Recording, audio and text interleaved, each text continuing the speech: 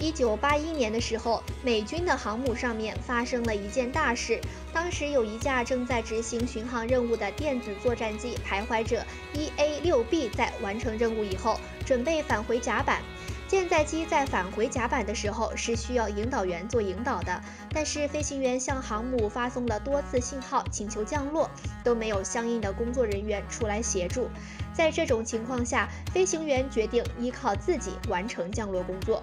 但是没有想到的是，在降落的时候偏离了跑道，导致徘徊者直接冲进停放在甲板上的 F-14舰载机当中。要知道，徘徊者的重量达到了20多吨，所以当他冲进 F-14的机群以后，这些战机发生了连环碰撞，并且因此导致了大爆炸。这一次的爆炸有14名士兵当场死亡，还有26架战机被毁，同时航母的甲板也因此出现了一定的烧毁。